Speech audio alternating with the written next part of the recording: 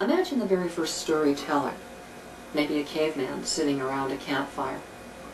Perhaps the very first communication was not really a story, but just a physical need, like this caveman was hungry, so he rubbed his stomach and he pointed his mouth and he said, "Aha!"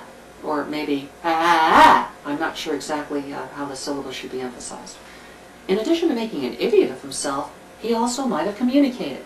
He might have let the other cavemen around the campfire know that he was hungry. And why? Because they would look at that, and they look at themselves. They've got 2 arms, he's got 2 arms, unless a bear took one off or something. And he looks like they look. And they see him doing things physically, and they think to themselves, if I did those things, what would that mean to me? And they decode his encoding, his symbolism, and they say, well, if I was doing that, that would mean that I was hungry. And they get his message.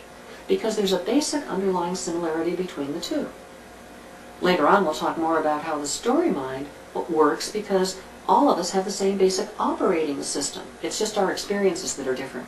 And because we have the same operating system, it forms a carrier wave. And when we communicate, we can see in the story mind that anything that's the same as the operating system, we can pull out and then get the information that was attached to that carrier wave, which is the storytelling message. Okay. Now, this caveman communicates that way. After a while, he gets a little more sophisticated, and he's able to do such things as describe a linear series of experiences.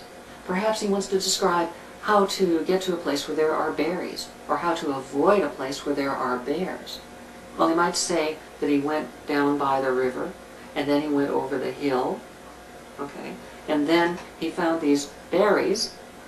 Perhaps it took him several days to go from one place to another. Sign language. Some sign language is complex, some is a lot easier to understand, but it's usually based on a representation of visual things that you find in the real world. Eventually, he's able to string a number of points together rather than just make a single point like, ah, okay? So, if he puts together a line of logic that says, this happened, and then this happened, and this happened, and there's no breaks in it, and there's no pieces missing, in that case, he's created what we call in Dramatica a tale. That's our definition of a tale, an unbroken linear progression. That's a headline because it deals with your logic, but you could also have an unbroken progression of feelings. How he felt at one time, whether he was happy or sad, whether he found something funny, whether he found something disgusting. He could convey this. He might convey those emotions just to express what he went through without even talking about the territory that he'd covered. There could be a heart line, independent. It might only be a heart line. A tale could just be an emotional progression, or it could just be a logistic progression.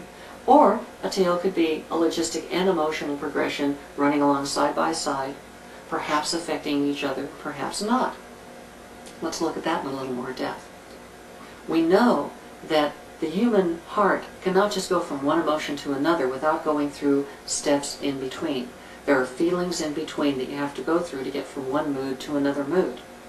Now, if you start with one emotion, you may be able to jump to any one of a number of emotions, and then from any of those jump to others, but you can't jump to all of them. If you could, then we'd just be bopping about from one feeling to another, and there would be no growth, there would be no emotional development, but we know there is, and that's an indicator that we can't go from any one thing to any other thing, but there is direction to it. You look at Freud's psychosexual stages, you look at the 7 stages of grief. You have to go through them in a particular order. You can't skip over any. If you do, there's an emotional misstep. It feels untrue to the heart. And a story that has a character go through and miss a step, skip a step, or jump to another emotion that they couldn't get there from here, that will then feel wanky to the audience. It'll feel like the character stopped developing in a way that they could follow with their own hearts, and it will jump the audience right out, and they'll look at the character as being a fabrication rather than someone they identify with. So the idea is to create this linearity, but doesn't that linearity create a formula? Well, it would if you could only go from one emotion to a particular next one to a particular next one and so on. Then there'd only be one path you could take. But as mentioned earlier, from one emotion there are several, not all, but several that you might go to. And when you go to one of those, there are several others you might go to next. Similarly, in points of logic, from a single point, There might be any one of a number of things that might happen next that would be kosher to happen with what already happened. But you couldn't have anything happen next because some things would just be impossible to happen if this had happened first. There'd be missing steps, or this would preclude that from happening. Now, you can start from any place and eventually get to anywhere else, but you have to go through the in-betweens. So as long as a tale has either a headline or a heartline, and it's an unbroken chain that doesn't skip any steps, that constitutes a complete tale.